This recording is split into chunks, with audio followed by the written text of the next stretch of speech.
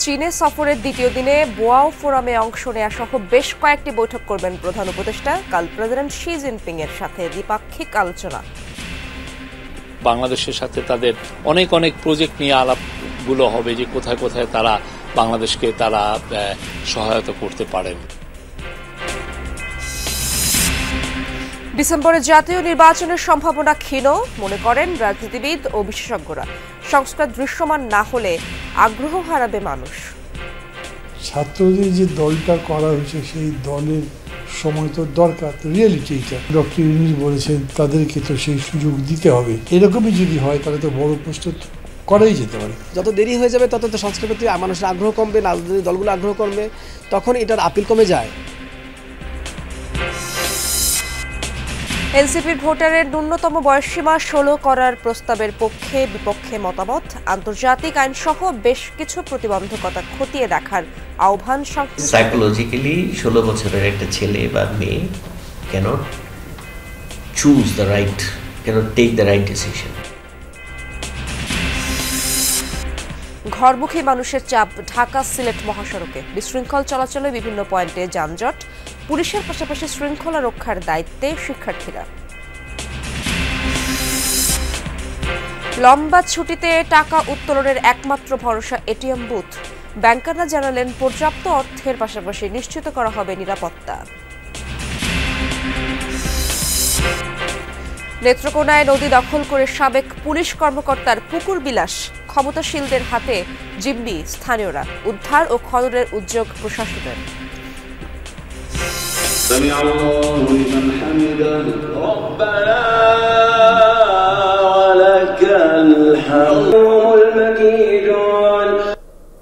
পবিত্র লাইলাতুল কদরের সন্ধানে জেরুজালেমের আল আকসা মসজিদে মুসল্লিদের ঢল। নামাজ ও ইবাদত বন্দেগীতে মশগুল ছিলেন প্রায় 1,80,000 মানুষ।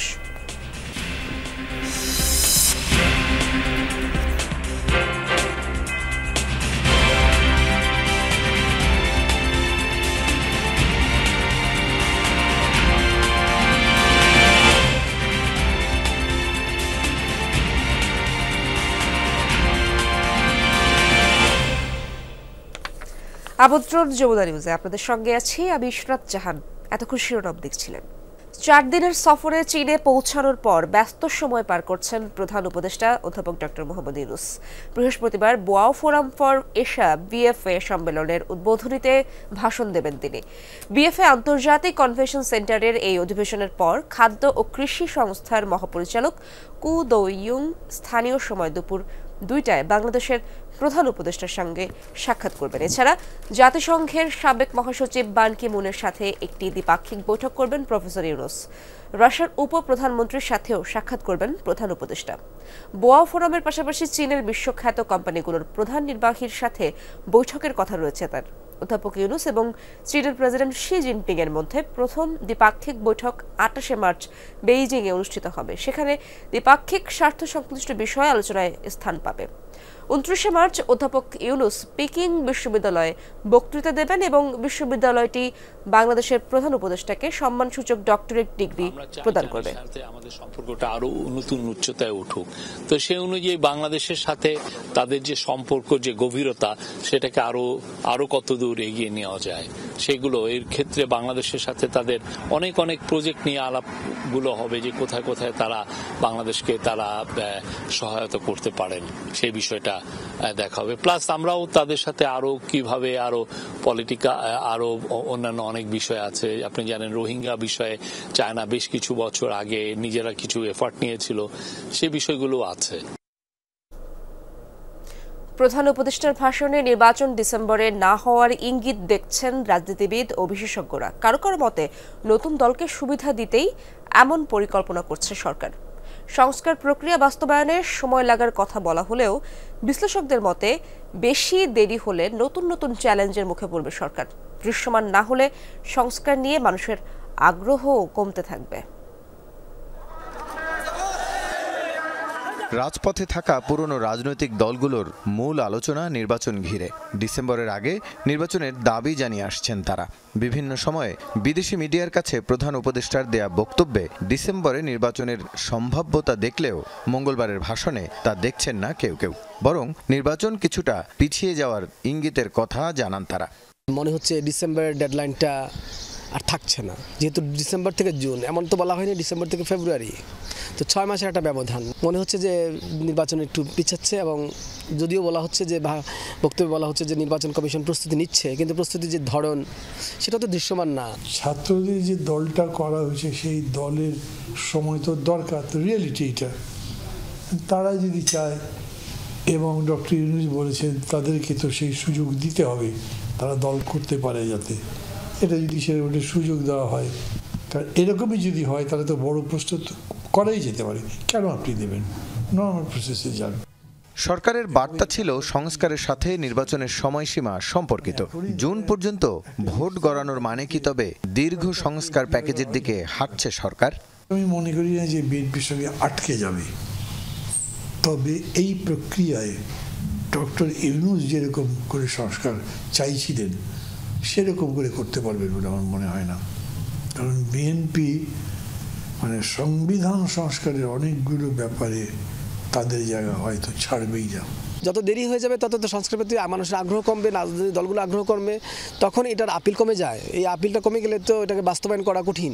যত সময় নেবে তত বিচারের ক্ষেত্রেও তার চ্যালেঞ্জ বাড়বে, যত সময় নেবে তত সংস্কার ক্ষেত্রেও তার চ্যালেঞ্জ বাড়বে। দ্রব্যমূল্য, ব্যাংকিং খাতের সফলতা ও বিনিয়োগ নিয়ে আশার কথা জানিয়েছেন প্রধান উপদেষ্টা। তবে সরকারের এই চেষ্টার সাথে দ্বিমত করছেন না রাজনৈতিক অঙ্গনের মানুষেরা। অর্থ পাচারকারীদের দ্রুত আইনের আওতায় নিয়ে আসার লক্ষ্যে রাসেল আহমেদ, যমুনা নিউজ, ঢাকা। ভোটার হতে ন্যূনতম বয়সসীমা 16 করার ক্ষেত্রে মূল বাধা দেশীয় ও আন্তর্জাতিক আইন। এই আইন সংশোধন হতে পারে, তবে এতে নির্বাচন বিলম্বিত হওয়ার শঙ্কা বিভিন্ন রাজনৈতিক দলের। দেশের আর্থসামাজিক এবং রাজনৈতিক প্রেক্ষাপটে জাতীয় সংসদ নির্বাচনের প্রার্থিতার ক্ষেত্রের বয়সসীমা কমানোর বিপক্ষে মত দিয়েছেন রাজনৈতিক বিশ্লেষকরা। আরিফুর রহমান সবুজের রিপোর্টে বিস্তারিত। কোটা সংস্কার থেকে সরকার পতনের এক দফা টানা 36 দিনের আন্দোলনে পতন হয় আওয়ামী লীগ সরকারের 16 বছরের অপশাসনের। এই অভ্যুত্থানে সবচেয়ে বড় ভূমিকা ছিল জেনজি বা জেনারেশন জেডের, যাদের বেশিরভাগই এখনো কিশোর, বয়সে 18 বছরের নিচে। বিষয়টি মাথায় রেখে জেনজিদের ভোটাধিকার নিশ্চিতে ভোটার হওয়ার ন্যূনতম বয়সসীমা 18 থেকে কমিয়ে 16 বছর করার প্রস্তাব দিয়েছে জুলাই আন্দোলনে নেতৃত্ব দেয়া ছাত্রদের দল এনসিপি। জাতীয় সংসদ নির্বাচনে প্রার্থী হওয়ার ন্যূনতম বয়স 23 বছর করারও দাবি জানিয়েছেন তারা। ন্যূনতম প্রার্থী এটা 23 বছর হতে পারে, এবং সেক্ষেত্রে ভোটার বয়স, ভোট দেওয়ার বয়স, সেটা আমরা মনে করেছি যে 16 বছর বয়স থেকে হতে পারে। এনসিপির আগে এক অনুষ্ঠানে ভোটারের সর্বনিম্ন বয়সসীমা 17 করার পক্ষে মত দেন অন্তর্বর্তীকালীন সরকারের প্রধান উপদেষ্টা ডক্টর মোহাম্মদ ইউনূস। ভোটার হওয়ার বয়স 17 বছর নির্ধারিত হওয়া উচিত। নির্বাচন সংস্কার কমিশন কী সুপারিশ করবেন তা আমার জানা নেই। তবে ভোটার হওয়ার ক্ষেত্রে ন্যূনতম বয়সসীমা 16 করতে হলে পড়তে হবে নানা আইনি বাধায়। কারণ আন্তর্জাতিক শিশু সনদে স্বাক্ষরকারী দেশ বাংলাদেশ। সংশোধনী আনতে হবে সংবিধানের 122 অনুচ্ছেদেরও, যেটা চান না অন্য অনেক রাজনৈতিক দলই। অনেকগুলো আইনগত পরিবর্তনের প্রশ্ন আছে, ভোটার তালিকা তৈরি করার প্রশ্ন আছে, এবং যথেষ্ট সময় সাপেক্ষ ব্যাপার। কেবল সেই দিক থেকে নয়, আসলে 18 বছর আগে ভোটার হওয়ার এই যে জায়গাটি, সেটা আসলে কতটা গ্রহণযোগ্য হবে সেইটা নিয়েও অনেকে প্রশ্ন করেন। ওয়ার্ল্ড পপুলেশন রিভিউ এবং ওয়ার্ল্ড অ্যাটলাসের তথ্য মতে 236টি দেশের মধ্যে 10টি দেশে ভোট দিতে পারেন 16 বছর বয়সীরা, আর 6টি দেশে ভোটার হওয়ার সর্বনিম্ন বয়স 17 বছর। বাংলাদেশের আর্থসামাজিক প্রেক্ষাপট বিবেচনায় বয়স কমানো যুক্তিযুক্ত হবে না বলে মনে করেন ঢাকা বিশ্ববিদ্যালয়ের রাষ্ট্রবিজ্ঞানের এই অধ্যাপক। সাইকোলজিক্যালি 16 বছরের একটা ছেলে বা মেয়ে cannot choose the right, cannot take the right decision. এত অল্প বয়সে আমার মনে হয় রাজনীতিতে পলিটিসাইজ করা ইয়ুথদেরকে, এটা সঠিক সিদ্ধান্ত না। এনসিপির প্রস্তাবনা নিয়ে পক্ষে বিপক্ষে মত দিয়েছেন ঢাকা বিশ্ববিদ্যালয়ের শিক্ষার্থীরাও। রাস্তায় নামা, আন্দোলন করা বা আবেগকে জাগ্রত করার বিবেককে জাগ্রত করা দুইটা আলাদা বিষয়। তা আমার ব্যক্তিগতভাবে মনে হয় যে 20 বছরের আগে ভোটের অধিকার দেওয়া উচিত নয়। মনে হয় যে 16 বছর 18 বছরের মধ্যে কোনো পার্থক্য আসলে এখন রাখা উচিত না। 16 বছর বয়সে অনেক কিছুই বুঝে, অনেক পরিপক্ক হয়, ঠিক আছে, ভালোই ম্যাচুরিটি গ্রো করে তাদের মধ্যে। বাট অনেকে আছে যে 18 বছর ক্রস করলে ওই ধরনের ম্যাচিউর হয়ে উঠতে পারে না। তবে বৈশ্বিক প্রেক্ষাপটে এ বিতর্ক নতুন কিছু নয়। ভোটারের সর্বনিম্ন বয়স 16 বছর করার দাবি উঠেছে মার্কিন যুক্তরাষ্ট্র সহ বিশ্বের অনেক দেশেই। আরিফুর রহমান সবুজ, যমুনা নিউজ, ঢাকা। সকালে রাজধানীর কুড়িল এলাকায় দেখা দেয় যানজট। খিলক্ষেত থেকে কুড়িল বিশ্বরোড পর্যন্ত কয়েক কিলোমিটার এলাকায় ব্যাহত হয় যান চলাচল। মূলত খিলক্ষেত থানার সামনে সড়কের দুই পাশে তিতাস গ্যাসের সংযোগের কাজ চলমান থাকেই এর প্রধান কারণ। এই কাজের কারণে কিছুক্ষণ পরপর গাড়ি থামিয়ে মালামাল আনা নেয়া আর খোঁড়াখুড়ির কারণে যানজট দেখা দেয়। ভোর থেকে শুরু হয় তিতাস গ্যাসের সংযোগের কাজ। দিনের বড় একটি সময় ধরে এই সংযোগ কাজ চলবে, এতে সড়কে যান চলাচল বিঘ্নিত হতে পারে। শিডিউল অনুযায়ী কাজ দুপুর 2টা পর্যন্ত চলবে বলে জানিয়েছে কর্তৃপক্ষ। দর্শক, খিলক্ষেত এলাকায় রয়েছেন আমাদের সহকর্মী শওকত মঞ্জুর শান্ত। তার কাছ থেকে এর পরবর্তী খবরাখবর জানতে চাই। শান্ত, বিমানবন্দর সড়কের অবস্থা এখন কেমন দেখছেন এবং পূর্ব কোনো ঘোষণা দেওয়া হয়েছিল কিনা, যারা রাস্তায় বের হচ্ছেন বা হবেন তারা কি জানেন কিনা? ইরশাদ, এখন যদি বলি এই যে গ্যাস সংযোগের কাজ, সেই কাজ চলমান রয়েছে এবং সেটি আসলে সময় সাপেক্ষ। তারা আমাদেরকে জানাচ্ছিলেন যে দুপুর 2টা পর্যন্ত কাজের শিডিউল নেওয়া আছে এবং জ্যামের যে আসলে মূল কারণ সেটি হচ্ছে যে এই সড়কের নিচ দিয়ে যেই কানেকশনটি রয়েছে পাইপের, সেই কানেকশন এখানে খোঁড়ার অংশ খোঁড়া হয়েছিল এবং এই খোঁড়ার পরেই কিন্তু মূল স্থবিরতার জায়গাটি শুরু হয় এবং সেটি এখন যে চিত্র আমরা দেখতে পাচ্ছি, জ্যাম কিন্তু একদমই নেই। খোঁড়াখুড়ি কাজ সম্পন্ন হয়েছে, উপরের যেই আস্তর দেওয়ার কথা লোহার, সেটি দেওয়া হয়েছে। অপর পাশে সড়কের কাজ চলছে। তো এখন যেটি আমরা চিত্র দেখতে পাচ্ছি যে সড়ক কিন্তু একদমই স্বাভাবিক হয়ে এসেছে এবং বলতে হবে যে এখানে জ্যামের চিত্র কিন্তু এখন আর উপস্থিত নেই। যেই কাজগুলো এখন বাকি রয়েছে সেটি সড়কের দুই পাশে ঘটতে থাকবে, অর্থাৎ সড়কে হয়তোবা এর প্রভাব দুপুর নাগাদ আর নাও পড়তে পারে বলে মনে হচ্ছে। হয়তোবা কাজ শেষে যখন এখানে আবার নতুন করে ভরাটের অংশটি করা হবে, তখন হয়তোবা আবার একটা স্থবিরতার সৃষ্টি হতে পারে। ইরশাদ, ধন্যবাদ আপনাকে শান্ত। ঈদের ছুটি পরিবার পরিজনের সাথে কাটাতে রাজধানী ছাড়ছেন লাখো মানুষ। রাজধানী থেকে দেশের পূর্বাঞ্চলের মানুষের যাতায়াতের একমাত্র মাধ্যম ঢাকা সিলেট মহাসড়কে, তাই বাড়ছে গাড়ির চাপ। প্রতি বছরই শহর থেকে বের হতেই বিভিন্ন পয়েন্টে যানজটে পড়তে হয় যাত্রী চালকদের। তবে এবার সেই দুর্ভোগ কমাতে গুরুত্বপূর্ণ পয়েন্টে টহল বাড়ানোর পাশাপাশি সড়কের শৃঙ্খলা নিশ্চিতে কাজ করছে শিক্ষার্থীরা। তাই এবারের ঈদযাত্রা অনেকটাই ভোগান্তিমুক্ত হবে বলে প্রত্যাশা প্রশাসনের। রাজধানীর উপকণ্ঠের জনপদ নারায়ণগঞ্জের রূপগঞ্জ। ভারী শিল্প কারখানা গড়ে ওঠায় এখানে লাখো শ্রমিকের বসবাস। কর্মচঞ্চল এই নাগরিক জীবন থেকে মুক্তি পেতে ঈদের ছুটিতে তারাও ছুটছেন নীড়ের টানে। রাজধানী সহ আশেপাশের জনপদে যাতায়াতের জন্য দেশের পূর্বাঞ্চলীয় 16 জেলার মানুষের চলাচলের প্রধান পছন্দ ঢাকা সিলেট মহাসড়ক। প্রতি বছর ঈদে অন্তত 20 লাখ মানুষ বাড়ি যায় এই পথ হয়েই। তবে শহর থেকে বের হতেই অস্থায়ী কাপড়ের বাজার, যানবাহনের বিশৃঙ্খল চলাচল সহ নানা কারণে রূপগঞ্জের বিভিন্ন পয়েন্টে পড়তে হয় যানজটের মুখে। যানজটের যে একটা খারাপ পরিস্থিতি ছিল আগে, ওইটা এখন নাই। জ্যামটা লাগতেছে না, সাইডেও গাড়িগুলো থামতেছে না, চলাচলের একটা সুবিধা হচ্ছে আমাদের। একটু ক্লিয়ার দেওয়া যাইতেছে, আগের তুলনায় এখন একটু ভালো। ঈদযাত্রা নির্বিঘ্ন ও নিরাপদ করতে তাই গাউসিয়া, বরপা, রূপসী, কাঞ্চন ও ভুলতার মতো পয়েন্টগুলোতে টহল বাড়ানো হয়েছে। মহাসড়কের পাশাপাশি ঢাকা বাইপাস ও আঞ্চলিক সড়কগুলোতে ট্রাফিক সহযোগী হিসেবে যোগ দিয়েছে বিভিন্ন প্রতিষ্ঠানের শিক্ষার্থীরা। প্রায় প্রতি বছর ঈদের সময় অনেক যানজট থাকে, কিন্তু তুলনামূলক এই বছর আমরা থাকাতে পাই যতটুকু পারছি যানজট ক্লিয়ার রাখছি। যানজটে মানুষের চলাচলের সমস্যা না হয়, এই জন্য আমরা শিক্ষার্থীরা কাজ করে যাচ্ছি। সড়কে শৃঙ্খলা ফেরাতে নানামুখী উদ্যোগ কার্যকর হচ্ছে বলে মনে করে উপজেলা প্রশাসন। প্রত্যাশা এবারের ঈদযাত্রা হবে অনেকটাই ভোগান্তিহীন। এখন কিন্তু বিন্দুমাত্র জ্যাম আর এই রূপগঞ্জে নেই এবং সিলেট অঞ্চলের যে দূরপাল্লার যে বাসগুলো রয়েছে তারা খুব দ্রুত আমাদের রূপগঞ্জ পার হয়ে সিলেট অঞ্চলের দিকে চলে যেতে পারছেন। ঈদের সময় আমরা যে বাড়িতে যাই, সবাই তাদের নিজ গ্রামের বাড়িতে যাই, সেই যাত্রাটা একেবারেই সুখকর হয়ে গেছে। রূপগঞ্জে 418 কিলোমিটার আঞ্চলিক সড়ক সহ 26 কিলোমিটার মহাসড়ক রয়েছে। ঈদের চাপ সামলাতে মহাসড়কে হাইওয়ে ও ট্রাফিক পুলিশের সাথে কাজ করছে জেলা পুলিশও। হুমায়ুন রশিদ, যমুনা নিউজ। ঈদ উপলক্ষে কতভাবেই না মানুষ আনন্দ বিলায়। কেউ উপহার দিয়ে, কেউ বা কেনেন নতুন জামা। তবে স্বেচ্ছাসেবী সংগঠন স্বপ্ন নিয়ের উদ্যোগটা একদমই ভিন্ন। যারা হাঁটতে কিংবা ছুটতে পারছে না, সেই তাদের 4 বছর ধরে বিনামূল্যে কৃত্রিম পা সংযোজন করে দিচ্ছে সংগঠনটি। এই উদ্যোগে এরই মধ্যে নতুন করে জীবন যুদ্ধ জয় করার সাহস পেয়েছেন 127 জন। ব্যতিক্রমে এই উদ্যোগের গল্প জানাচ্ছেন ফারহানা ন্যান্সি।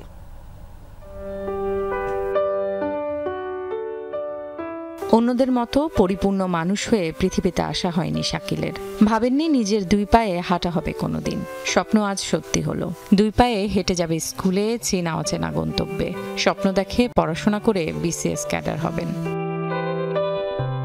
আমার স্বপ্ন বিসিএস ক্যাডার। এটা দিয়ে আমি নিজে 2 পায়ে হাঁটতে পারতেছি, আমার ইনশাল্লাহ ভালো লাগতেছে। আমি ইনশাল্লাহ আশা করি এইভাবে হাঁটা চলা করে অনেক কিছু করে খেতে পারবো। এক একজনের গল্প এক এক রকম। কেউ পা হারিয়েছেন দুর্ঘটনায়, কেউ দুরারোগ্য ব্যাধিতে, কেউ ভাগ্যের নির্মম পরিহাসে। 2021 সালে আমার পা কাটা হয়েছে, আর এখন কিছু একটা করতে পারবো। আমার স্বপ্ন আছে যদি এখন আমি ঠিক মতো হাঁটতে পারি, আল্লাহ রাসূল নাম লই, আমি একটা যে কোনো একটা ব্যবসা বাণিজ্য করবার আশা আছে। 2017 সালে কারেন্টে পা পুড়ে গেছে। নতুন করে আবার হাঁটার সুযোগ করে দিয়েছেন আমাদের স্যার, হান্নান স্যার। তারপরে এখন নতুন করে জীবন আবার হাঁটতে পারবো আগের মতো। গত 4 বছর ধরে প্রান্তিক সেসব ভুক্তভোগী যাদের সামর্থ্য নেই এমন 127 জনের কৃত্রিম পা সংযোজন করেছে স্বেচ্ছাসেবী সংগঠন স্বপ্ন নিয়ে, যাদের উদ্দেশ্য মানুষের পাশে দাঁড়ানো, মানুষকে তার স্বপ্নের কাছে নিয়ে যাওয়ার সাহস জোগানো। আসলে একজন মানুষ একটা পা পায়, তাহলে সে আর দেশের পরিবারের সে বোঝা হয়ে থাকে না, তার পক্ষে কিন্তু ইনকাম করা সহজ হয় বা সম্ভব হয়। তো ওই চিন্তা থেকে আমরা আসলে কৃত্রিম পা সংযোজনের বিষয়টি আমরা শুরু করেছিলাম। আসলে এই আনন্দটা তো ভিন্নভাবে, মানে তাকে রিয়েলাইজ করলে হয়তো বোঝা যাবে যে আসলে তার আনন্দটা কতটুকু।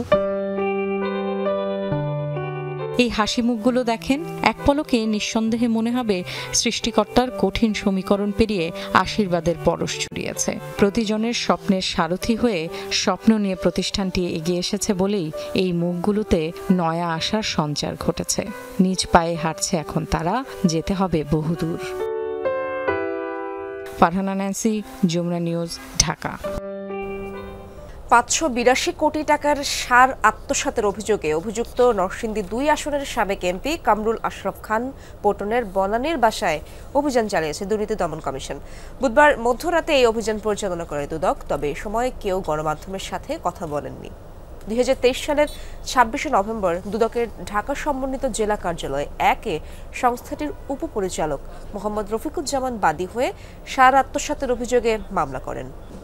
মামলার এজাহারে বলা হয়েছে, আসামিরা পরস্পর যোগসাজশে 2021-22 অর্থ বছরে বিদেশ থেকে ইউরিয়া সার আমদানি করলেও চুক্তির শর্ত ভঙ্গ করে সার বাফার গুদামে না দিয়ে 581 কোটি 58,09,064 টাকার 71,801 টন 31 কেজি সার আত্মসাৎ করেছেন। বর্তমানে এই মামলায় পটন সহ 5 জন কারাগারে রয়েছেন। আগামীকাল থেকে 5 এপ্রিল টানা 9 দিন ঈদ উল ফিতর উপলক্ষে বন্ধ থাকছে নিয়মিত ব্যাংকিং কার্যক্রম। তবে পোশাক শ্রমিক কর্মচারীর বেতন ও উৎসব ভাতা প্রদানের জন্য শুক্র ও শনিবার শিল্প এবং বাণিজ্যিক এলাকায় ব্যাংক খোলা থাকছে। ছুটির মধ্যে ঢাকা মহানগর, টঙ্গী, আশুলিয়া, গাজীপুর, সাভার, ভালুকা, নারায়ণগঞ্জ ও চট্টগ্রামের শিল্প এলাকায় মিলবে ব্যাংক সেবা। শুক্রবার সকাল 10টা থেকে দুপুর 12টা পর্যন্ত এবং শনিবার সকাল 10টা থেকে বেলা 1টা পর্যন্ত লেনদেন চলবে। সমুদ্র, স্থল ও বিমানবন্দর এলাকার ব্যাংকের শাখা, উপশাখা, বুথ সপ্তাহের 7 দিনই চালু থাকবে। ছুটির দিনে আমদানি রপ্তানি কার্যক্রম সচল রাখতে স্থানীয় প্রশাসন সহ বন্দর ও কাস্টমস কর্তৃপক্ষের সঙ্গে আলোচনা করে ব্যবস্থা নেওয়ার নির্দেশ দিয়েছে বাংলাদেশ ব্যাংক। ঈদের ছুটিতে ব্যাংক বন্ধ থাকায় নগদ টাকার জন্য একমাত্র ভরসা এটিএম বুথ। বাংলাদেশ ব্যাংকের নির্দেশনা অনুযায়ী প্রতিটি বুথে পর্যাপ্ত টাকা রাখার পাশাপাশি নিশ্চিত করা হচ্ছে নিরাপত্তা ব্যবস্থাও। ব্যাংকাররা বলছেন এরপরও কেন্দ্রীয়ভাবে 24 ঘন্টায় পর্যবেক্ষণ করা হবে প্রতিটি বুথ। তাই এবার এটিএম ব্যবহারে গ্রাহকদের ভোগান্তিতে পড়ার কোনো আশঙ্কা নেই বলে জানিয়েছেন তারা। ঈদের আগে আজই শেষ হচ্ছে সাধারণ ব্যাংকিং কার্যক্রম। কাল থেকে শুরু হচ্ছে ঈদের ছুটি। 3 এপ্রিল নির্বাহী আদেশে ঘোষণা করা হয়েছে সাধারণ ছুটি। এর সাথে সাপ্তাহিক ছুটি যোগ হওয়ায় এবার টানা 9 দিন বন্ধ থাকবে ব্যাংক লেনদেন। এ সময় নগদ টাকার চাহিদা পূরণের একমাত্র মাধ্যম এটিএম বুথ। কিন্তু বুথে পর্যাপ্ত টাকা না থাকা এবং যান্ত্রিক ত্রুটির কারণে অনেক সময় বিড়ম্বনায় পড়তে হয় গ্রাহকদের। তবে এবার ভোগান্তি কমাতে ব্যাংকগুলোকে আগেভাগেই উদ্যোগ নেওয়া উচিত বলে মনে করেন গ্রাহকরা। যেহেতু এবার এক্সেপশনালি ঈদের ছুটিটা অনেক বড় আগের যে কোনো তুলনায়, প্রত্যেকটা ব্যাংকের সব বুথেই যেন এনাফ অ্যামাউন্টের টাকা থাকে এবং সিকিউরিটির ব্যাপারটার জন্য খেয়াল রাখা হয়। এখন যেরকম রানিং সেবা আছে, কোনো সমস্যা হচ্ছে না, এরকম সমস্যার জন্য না হয় আর কি। এখানে ক্যাশটা যেন অ্যাভেলেবেল থাকে সবসময়, সবাই যেন এসে ট্রানজ্যাকশনটা নির্বিচ্ছিন্নভাবে করতে পারে। নেটওয়ার্কে প্রবলেম না হয় এবং পর্যাপ্ত পরিমাণ যদি টাকা থাকে তাহলে আশা করি আমাদের জনগণের কোনো সমস্যা হবে না। ঈদের ছুটিতে এটিএম বুথ সার্বক্ষণিক সচল রাখতে প্রয়োজনীয় উদ্যোগ নেওয়ার নির্দেশনা দিয়েছে বাংলাদেশ ব্যাংক।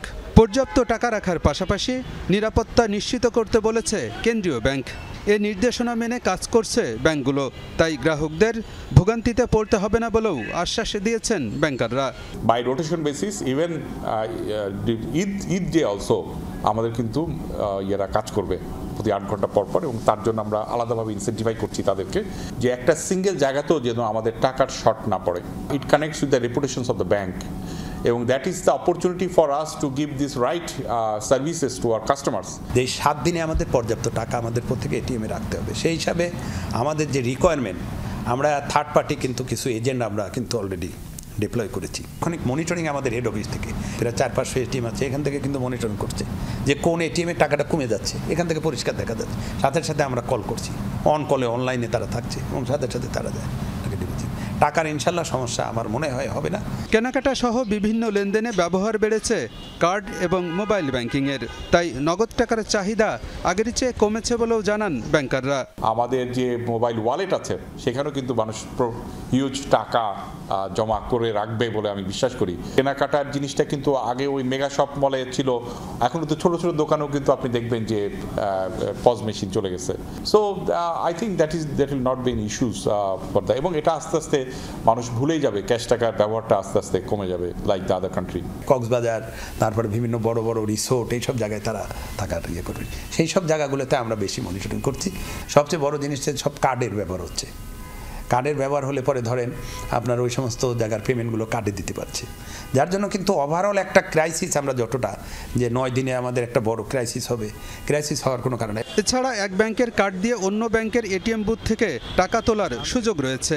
তাই নগদ টাকা নিয়ে গ্রাহকদের কোনো সমস্যায় পড়তে হবে না বলে আশা ব্যাংকারদের।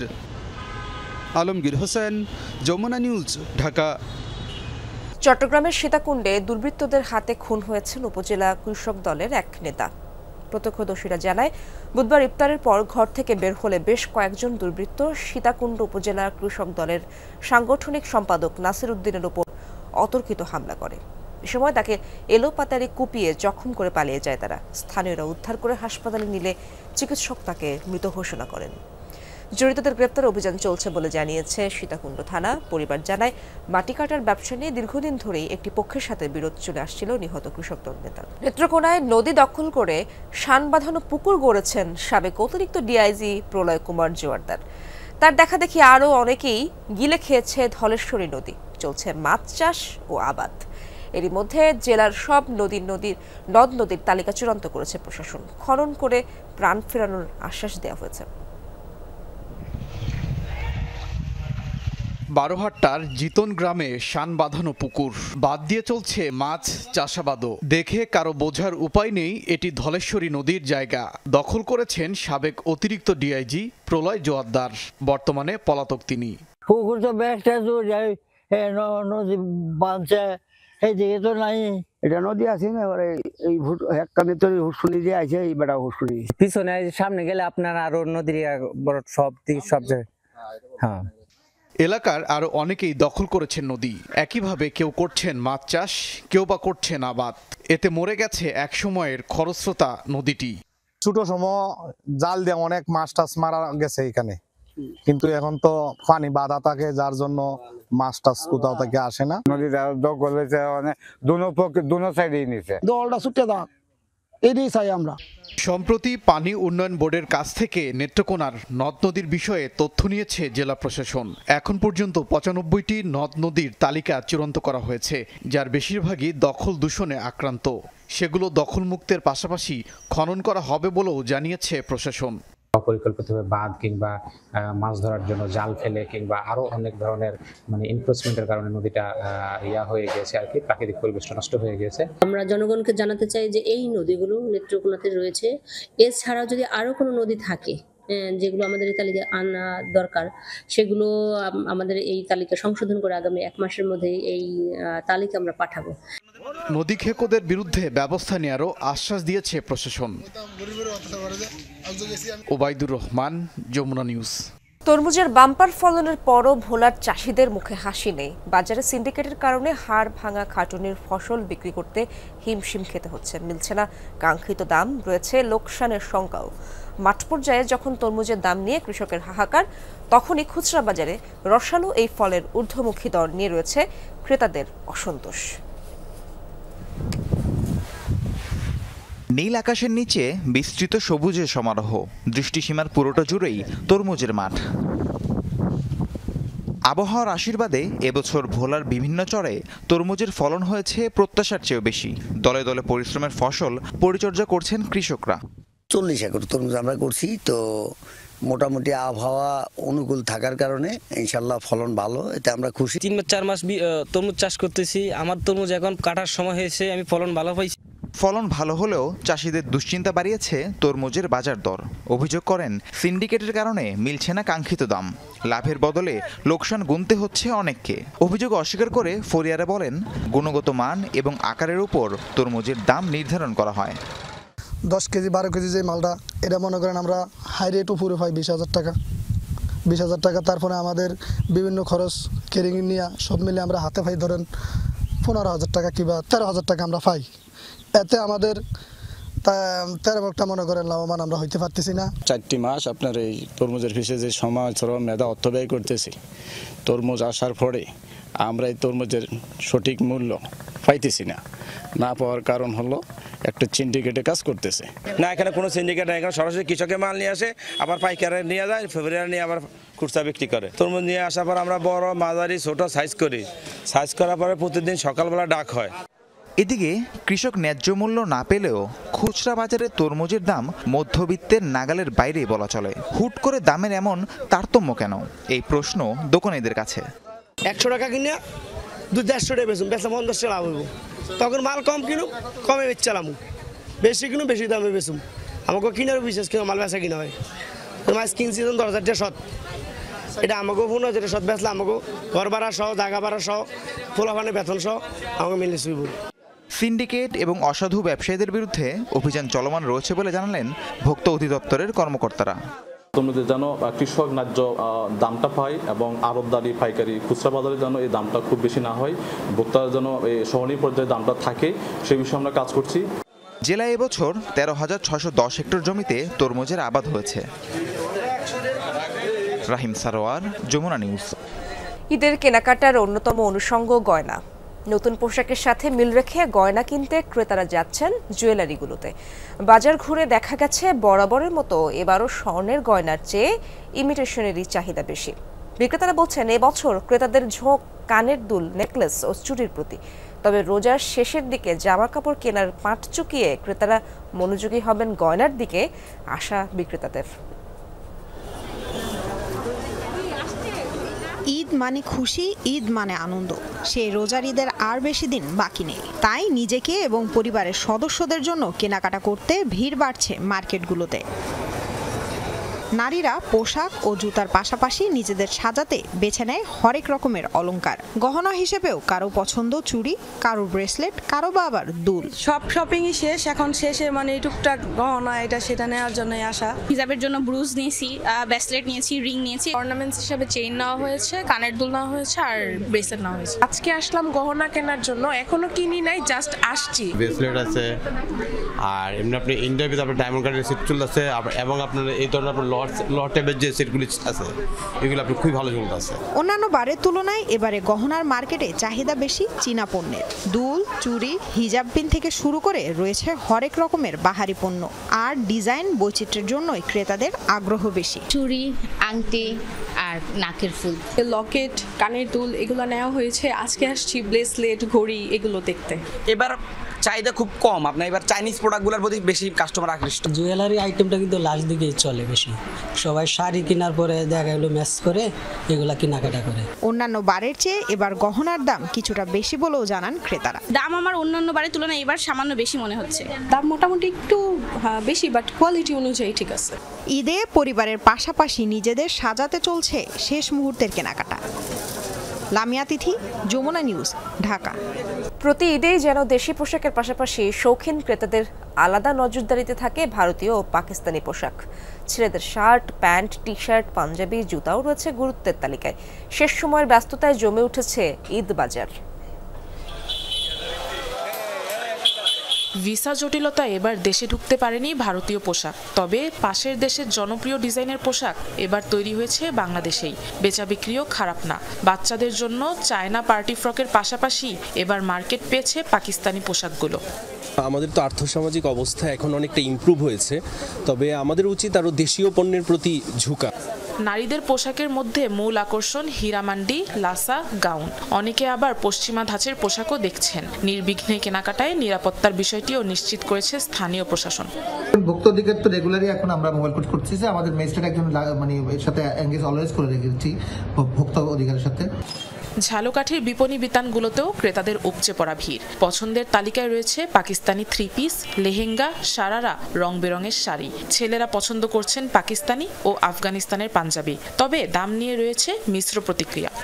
এবার আসলে পাকিস্তানি জামার প্রতি বেশি সবার আকর্ষণ, তো আমারও ঠিক তেমনই পাকিস্তানি জামা কিনেছি এবার। আমি গত বছরে বরিশাল থেকে কেনাকাটা করছি, সেই তুলনায় ঝালকাঠিতে মনে হচ্ছে কিছুটা একটু প্রাইস বেশি। ক্রেতাদের আগ্রহ খুব ভালো, তবে দিন কয়টার শেষে সামনেই দেখা গেছে যে দিনগুলো আছে ইনশাল্লাহ সারা পাবো। গভীর রাত পর্যন্ত ক্রেতা বিক্রেতাদের নিরাপত্তায় কাজ করছে আইন শৃঙ্খলা বাহিনী। নিয়মিত বাজার মনিটরিং এবং বাজারে বিগ বিডিং এর মাধ্যমে জনসাধারণকে শান্তিপূর্ণভাবে ব্যবসা কার্য পরিচালনার জন্য উৎসাহ দিয়ে যাচ্ছি। লক্ষ্মীপুরেও একই চিত্র। শেষ সময়ে দোকানে বাড়ছে ক্রেতা সমাগম। প্রায় সব দোকানেই পাকিস্তানি পোশাকের সমাহার। পাকিস্তানের যে থ্রি পিসগুলো আছে ওগুলো তাকুল, নুরস, তারপরে হচ্ছে আপনার বিন হামিদ, এই মালগুলো অনেক চাহিদা আমাদের। ইন্ডিয়ান যে ড্রেসগুলো ওগুলো অনেক সুন্দর, তারপরে আপনার সুতি ড্রেসগুলো অনেক সুন্দর। ঈদের বাকি আর মাত্র কয়েকটা দিন। ব্যবসায়ীরা বলছেন বেচা বিক্রি আরও জমে উঠবে, চলবে চাঁদ রাত পর্যন্ত। আফরোজা লামিয়া, যমুনা নিউজ।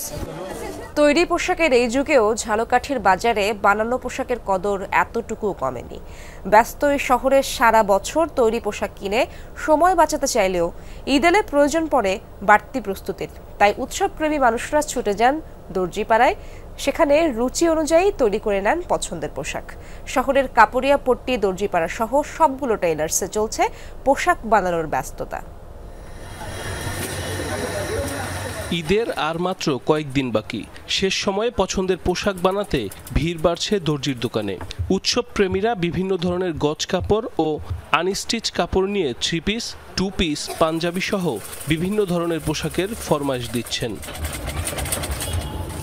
এসব পোশাক তৈরিতে সকাল থেকে রাত অবধি ব্যস্ততা চলছে দর্জিদের। কাপড়ের মাপ নিতে, কাপড় কাটতে ও সেলাই করতে ব্যস্ত সময় পার করছেন কারিগররা। 12 মাস আমরা খায়া পরে সমানভাবে থাকতে পারলেও খুব কষ্ট হয়, কিন্তু ঈদের সময় কিছুটা কাজ বেশি হয়। কাস্টমারের মাল আমরা সঠিকভাবে দেওয়ার জন্য খুব প্রস্তুত চলতেছে এবং ঈদ কালেকশনের জন্য মার্কেটে সবাই এখন আমরা দর্জিতে ব্যস্ত আছি। টেইলাররা এখন ব্যস্ত আছে, খুবই ব্যস্ত। আমার 1 ঘন্টা বসাই রাখছে এখনো। ঝালকাঠি বিসিক শিল্পনগরী কর্মকর্তা জানান, এ পেশার সাথে জড়িতদের সব ধরনের সহযোগিতা করা হবে। ঝালকাঠি জেলায় প্রায় 200-র মতো এই টেইলার শিল্প রয়েছে। যারা পৃষ্ঠপোষকতা করেন বা মালিক, তারা যদি বিসিকের সাথে যোগাযোগ করে তাদেরকে আর্থিক এবং কারিগরি সহায়তা প্রদান করা হবে। জেলার 4টি উপজেলায় প্রায় 5 শতাধিক দর্জির দোকান রয়েছে। সাইফ আহমেদ, যমুনা নিউজ। পবিত্র লাইলাতুল কদরের সন্ধানে নামাজ আদায়ে 26শে রমজান দিবাগত রাতে মুসল্লিদের ঢল নামে জেরুজালেমের পবিত্র আল আকসা মসজিদে। বুধবার প্রায় 1,80,000 ফিলিস্তিনি জড়ো হয় পবিত্র মসজিদ প্রাঙ্গণে। রাতভর নফল ইবাদতে মশগুল ছিলেন তারা। প্রবেশে ইসরায়েলি বাহিনীর কড়াকড়ির জেরে ব্যাপক ভোগান্তি হলেও সহিংসতার ঘটনা ঘটেনি। রমজানের শেষ দশকে বিশেষ এ সময়ের কোনো এক বেজোড় রাত্রিতেই রয়েছে মহিমান্বিত রজনী লাইলাতুল কদর। এরই সন্ধানে বুধবার জেরুজালেমের পবিত্র আল আকসা মসজিদে ইবাদত বন্দেগিতে উপস্থিত হন লাখো মানুষ।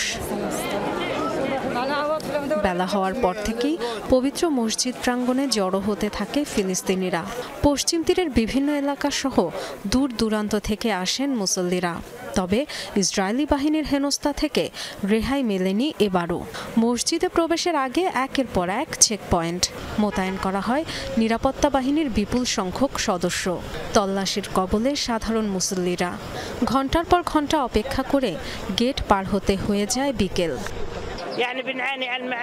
চেকপয়েন্টে ভীষণ ভোগান্তি হয়েছে। 3 ঘন্টা দাঁড়িয়ে থেকে ঢোকার সুযোগ পেয়েছি। অনেক গেট বন্ধ করে রেখেছে। যেদিন আল আকসায় প্রবেশের অনুমতি পেলাম, কি যে আনন্দ হয়েছে, কেঁদে ফেলেছিলাম। দুপুর 12:30 থেকে দাঁড়িয়ে আছি, এখন 2:30 বাজে। কেউ কেউ বলছে 3টায় খুলবে। যখন চাই তারা হয়রানি করে, যখন ইচ্ছা হয় গেট খোলে। মনে হচ্ছে তারা আমাদের সন্ধ্যা পর্যন্ত এখানে দাঁড় করিয়ে রাখবে। তবে সন্ধ্যা হোক বা রাত পর্যন্তই হোক, যতক্ষণ পর্যন্ত নামাজ আদায়ে ভেতরে যেতে না পারছি, এখানে দাঁড়িয়ে থাকবো। অবশেষে প্রিয় মসজিদে প্রবেশ, তারাবিহ সহ সারা রাত ইবাদত বন্দেগি, মহান আল্লাহর কাছে নিজেকে সমর্পণ, মুসলিম উম্মার শান্তি কামনা, গাজাবাসীর মুক্তি চেয়ে বিশেষ দোয়া। আবেগ আপ্লুত মুসল্লিরা। আল আকসা মসজিদ দেখভালের দায়িত্বে থাকা ইসলামিক ট্রাস্টের তথ্য অনুযায়ী বুধবার রাতে সেখানে নামাজ আদায় করেছে প্রায় 1,80,000 মানুষ।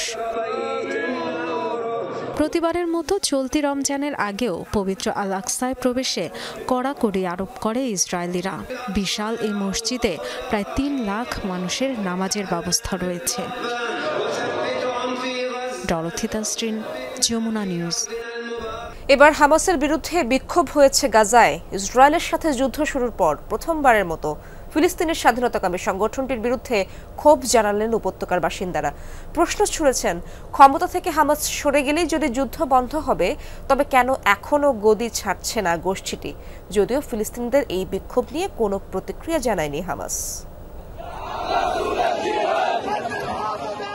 ইসরায়েলি আগ্রাসনের বিরুদ্ধে নয়, বেথলাহিয়া সহ গাজার উত্তরাঞ্চলের বিভিন্ন স্থানে এই বিক্ষোভ স্বয়ং ফিলিস্তিনের স্বাধীনতাকামী সংগঠন হামাসের বিরুদ্ধে, যেখানে অংশ নেন শত শত ফিলিস্তিনি। হামাস বেরিয়ে যাও, সন্ত্রাসী গোষ্ঠী হামাস স্লোগানের ব্যানারে রাস্তায় নামেন ফিলিস্তিনিরা। আমরা না খেয়ে মরতে চাই না স্লোগানে বিক্ষোভ কর্মসূচিতে অংশ নিয়েছিল শিশুরাও। যুদ্ধ বন্ধে গাজার ক্ষমতা থেকে হামাসকে সরে যাওয়ার দাবি জানান তারা। জাবালিয়ার শরণার্থী শিবিরের সামনেও মিছিল করেন গাজাবাসী। হামাসকে বলতে চাই, আমরা ক্লান্ত, আমরা আর যুদ্ধ চাই না। এই যুদ্ধে আমি পঙ্গু হয়ে গেছি। মানুষের থাকার জায়গা নেই, পরিবারের জন্য খাবার নেই। এই যুদ্ধ বন্ধ করো। বিশ্লেষকরা বলছেন, প্রায় 17 মাসেও গাজায় বেসামরিকদের ওপর ইসরায়েলি হামলা বন্ধ ও আইডিএফের হাতে বন্দী ফিলিস্তিনিদের মুক্তি না হওয়ায় সাধারণ নাগরিকদের কাছে আস্থা হারাতে বসেছে হামাস। হামাসের জন্য খুবই স্পর্শকাতর সময় এটি। চারিদিক থেকে চাপ আসছে, তার উপর নিজ দেশের নাগরিকদেরই এই বিক্ষোভ কর্মসূচি। ফিলিস্তিনিদের ক্ষোভ এখন চূড়ান্ত পর্যায়ে চলে গেছে। তবে হামাস নিজেদের স্বার্থের আগে জনগণের দিকটা চিন্তা করবে কিনা, এটা সময় বলে দিবে। সিভিল পোশাক পরে লাঠিচার্জ করে বিক্ষোভকারীদের ছত্রভঙ্গের অভিযোগও উঠেছে হামাসের বিরুদ্ধে। ফিলিস্তিনিদের নজিরবিহীন বিক্ষোভে প্রতিক্রিয়া জানাতেও অস্বীকৃতি জানিয়েছে গোষ্ঠীটি।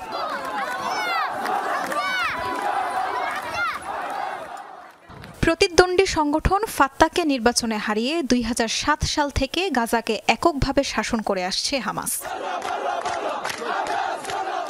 তাজরিয়ান সোবহান, যমুনা নিউজ। সংখ্যালঘুদের জন্য ভারতকে বিশেষ উদ্বেগজনক দেশ হিসেবে চিহ্নিত করেছে যুক্তরাষ্ট্রের ধর্ম বিষয়ক কমিশন। পাশাপাশি দেশটির গোয়েন্দা সংস্থা রয়ের ওপর নিষেধাজ্ঞা আরোপের সুপারিশও করা হয়েছে। মঙ্গলবার যুক্তরাষ্ট্রের আন্তর্জাতিক ধর্মীয় স্বাধীনতা কমিশন USCIRF এর প্রতিবেদনে এমনটি জানানো হয়। এতে বলা হয়, ভারতে আশঙ্কাজনক হারে বেড়েছে সংখ্যালঘু নির্যাতন। মুসলিম সহ অন্যান্য সংখ্যালঘুদের বিরুদ্ধে এই বিদ্বেষ ছড়িয়েছেন খোদ প্রধানমন্ত্রী নরেন্দ্র মোদী এবং বিজেপি।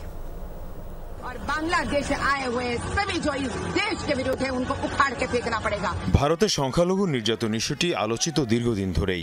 মুসলিম সহ অন্যান্য ধর্মীয় সংখ্যালঘুরা উগ্র হিন্দুত্ববাদীদের নির্যাতন, হেনস্থা এবং বৈষম্যের শিকার হচ্ছেন। এবার এই ইস্যুতে প্রতিবেদন দিল মার্কিন ফেডারেল সংস্থা USCIRF।